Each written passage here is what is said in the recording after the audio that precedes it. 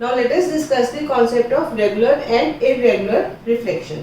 अब हम बात करते हैं कि रेगुलर रिफ्लेक्शन क्या होती है और इरेगुलर रिफ्लेक्शन क्या होती है। तो सबसे पहले हम डिस्कस करते हैं रेगुलर रिफ्लेक्शन। रेगुलर रिफ्लेक्शन हमारे तब हमारे सामने आती है जब हमारे पास एक पॉलिश सरफेस है या एक स्मूथ सरफेस है जिसमें parallel beam of light fall कर रही है। सपोज हमारे पास एक स्मूथ सरफेस है और let us suppose we have a plane mirror. अब इसके ऊपर जो लाइट फॉल कर रही है, अब क्योंकि एक पैरेलल बीम इसके ऊपर फॉल कर रही है, जब एक पैरेलल, ये हमारी स्मूथ सरफेस है, इसके ऊपर एक पैरेलल बीम फॉल कर रही है। अब क्या होता है कि जो स्मूथ सरफेस है उसमें सारे पार्टिकल्स हमारे सेम डायरेक्शन में है, मतलब जितने भी पार्टिकल्स इस सरफेस के ऊपर है इन सब की डायरेक्शन सेम है। तो अगर हम इन सब पॉइंट्स के ऊपर जो हमारे पॉइंट ऑफ इंसिडेंस है, सपोज ये 3 रेज आ रही हैं, अगर यहाँ पे 3 पॉइंट ऑफ इंसिडेंस बन रहे हैं तो आप देखेंगे हर पॉइंट पे अगर हम एक नॉर्मल ड्रॉ करेंगे तो हमारा नॉर्मल इस तरह से बनेगा। क्योंकि ये सरफेस प्लेन है, सारे पार्टिकल्स एक लेवल पे हैं, तो जो नॉर्मल्स होंगे वो भी एक दूसरे के साथ पैरेलल होंगे। और and we know that according to the laws of reflection angle of incidence किसके इक्वल होता है, एंगल ऑफ रिफ्लेक्शन के। तो जो ये ray I it will be reflected in this direction, angle of incidence will be equal to angle of reflection. जो second ray आ रही है it will be moving in this direction, इसका I और इसका आर इक्वल हो जाएगा, इसका आई और इसका आर इक्वल हो जाएगा, बिकॉज ये तीनों रेज हमारी आ रही हैं और ये according to the laws of reflection angle of incidence is equal to angle of reflection. तीनों रेज पैरेलल थी, सरफेस भी प्लेन थी, तो जो एंगल ऑफ इंसिडेंस है वो तीनों के लिए सेम बन रहा है, क्योंकि तीनों रेज पैरेलल आ रही थी, जो नॉर्मल्स थे वो भी पैरेलल बने। तो एक हमारा ये आई और ये मतलब तीनों केसेस में जो एंगल ऑफ इंसिडेंस है वो सेम रहेगा, और सो तीनों केसेस में एंगल ऑफ रिफ्लेक्शन भी सेम रहेगा। दैट मीन्स एक पैरेलल बीम आएगी और अगर हमारी ये प्लेन सरफेस है, स्मूथ सरफेस है, तो एक पैरेलल बीम की फॉर्म में ही रिफ्लेक्शन होगी। ऐसी सिचुएशन को हम क्या कहते हैं, दिस इज रेगुलर रिफ्लेक्शन।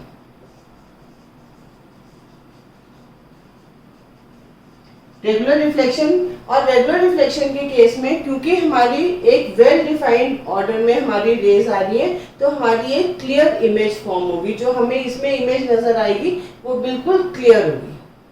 अब हम बात करते हैं इरेगुलर रिफ्लेक्शन की। इरेगुलर रिफ्लेक्शन कब होगी, जब हमारे पास एक स्मूथ सरफेस नहीं होगी, मतलब एक रफ सरफेस है। सपोज हमारे पास इस तरह की एक सरफेस है, अब हमारी एक पैरेलल बीम इसके ऊपर फॉल कर रही है, राइट।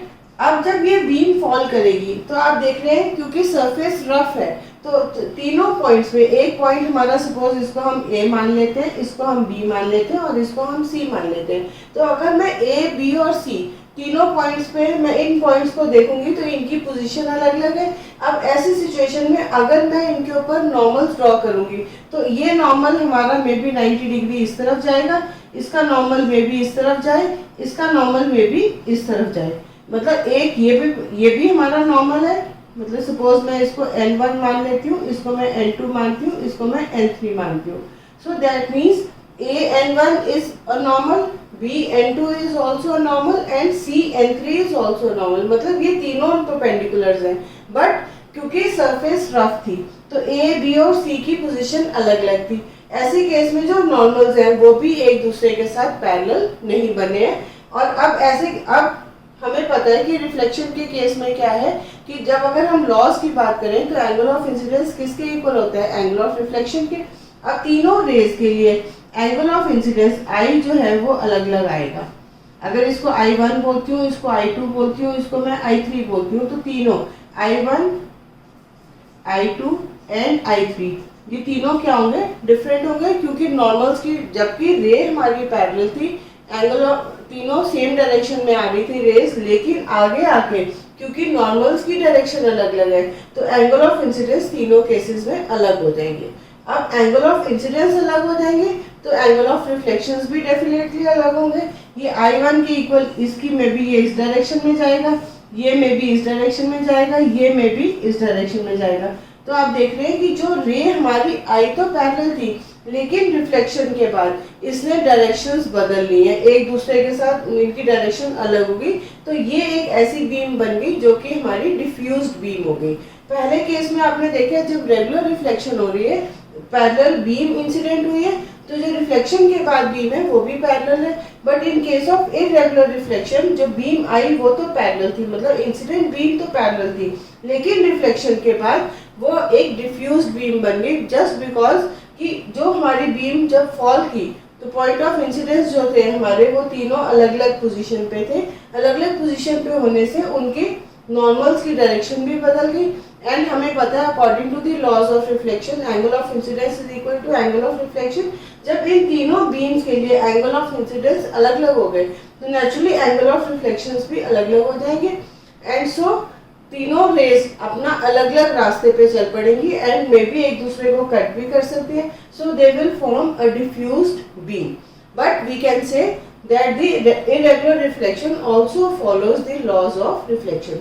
मे बी कई बार स्टार्टिंग में जब हम देखते हैं कि अच्छा बीम डायरेक्ट आ रही थी, गई ये अलग अलग डायरेक्शन में है, तो शायद ये लॉज को फॉलो नहीं कर रही है। बट अब जब आप इसको समझ रहे हैं तीनों केसेस में, क्योंकि नॉर्मल की डायरेक्शन अलग अलग थी इसलिए इसने डायरेक्शन बदली है, तो इसका मतलब चाहे वो रेगुलर रिफ्लेक्शन है चाहे वो इरेगुलर रिफ्लेक्शन है, दोनों केसेस में हमारे लॉज तो फॉलो हो ही रहे हैं। Law of reflection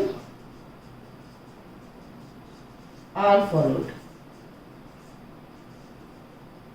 in both the cases. So in case of regular reflection and in the case of irregular reflection the laws of reflection are followed. और अगर हम बात करें कि जो हमारी रफ सरफेसेस है उनके ऊपर इरेगुलर रिफ्लेक्शन हो रही है और इसी की वजह से अगर आप एनालाइज करके देखें तो कोई भी ऑब्जेक्ट जो आपके इर्द गिर्द है जो सब रफ है उनके ऊपर रिफ्लेक्शन तो हो रही है, बट क्योंकि बीम अलग अलग रास्ते में जो रेस है उनकी डायरेक्शन बदल गई है, मतलब ये अलग अलग डायरेक्शन में जा रही है, तो हमें वो ऑब्जेक्ट हर पॉइंट से नजर आता है। हम कहीं से भी उस ऑब्जेक्ट को देखेंगे वो ऑब्जेक्ट हमें दिखाई देगा। बट जबकि इन केस ऑफ रेगुलर रिफ्लेक्शन उस ऑब्जेक्ट की इमेज हमें किसी एक पर्टिकुलर पॉइंट पे ही दिखाई देगी, बाकी पॉइंट्स पे वो इमेज हमें दिखे या नहीं दिखे वो एक अलग सिचुएशन में होगी। तो we can say that in case of just because of this irregular reflection we can see the objects from any side of a room. So this is the difference between regular and irregular reflection. To sum up I would say regular reflection हो या irregular reflection हो, दोनों cases में law of reflection हमेशा follow हो रहे हैं। फर्क सिर्फ इतना है कि रेगुलर रिफ्लेक्शन के केस में हमारी सरफेस स्मूथ है, स्मूथ होने से सारे पॉइंट ऑफ इंसिडेंस तीनों रेज के लिए सेम थे, तो सेम पोजीशन पे थे, तो नॉर्मल्स भी सेम पोजीशन पे बने, एक दूसरे के साथ नॉर्मल भी पैरेलल थे, तो तीनों के एंगल ऑफ इंसिडेंस इक्वल थे, इसीलिए एंगल ऑफ रिफ्लेक्शन भी इक्वल आए। तो ये जो रिफ्लेक्शन के बाद बीम बनी वो भी एक पैरेलल बीम बन गई। But in case of irregular reflection चाहे रेज पैरेलल आ रही थी, बट जो तीनों पॉइंट से ए बी सी ये अलग अलग पोजीशन पे थे, अलग अलग डायरेक्शन में होने की वजह से इनके नॉर्मल्स भी अलग अलग बने। अब नॉर्मल्स की डायरेक्शन अलग होने से तीनों रेज के लिए एंगल ऑफ इंसिडेंस अलग अलग हो गए, एंगल ऑफ इंसिडेंस अलग अलग होने से एंगल ऑफ रिफ्लेक्शन भी अलग अलग हो गए। तो अब जो रे आई तो पैरेलल थी लेकिन आफ्टर रिफ्लेक्शन वो डिफ्यूज हो गई, क्योंकि अलग अलग रेज ने अलग अलग रास्ता अडॉप्ट कर लिया। So it became a diffused rays beam, और डिफ्यूज बीम होने से हमारी जो इमेज है वो उतनी क्लियर नहीं बनेगी। But just because of this phenomenon we can see the objects from any part of the room, चाहे वो हमारे चाहे रे किसी भी ऑर्डर में आ गए, लेकिन वो रिफ्लेक्शन के बाद जो है रेज वो अलग अलग डायरेक्शन में जाने की वजह से हम उस फिगर को किसी भी पार्ट से, उस ऑब्जेक्ट को किसी भी पार्ट ऑफ द रूम हम उसको देख पाते हैं।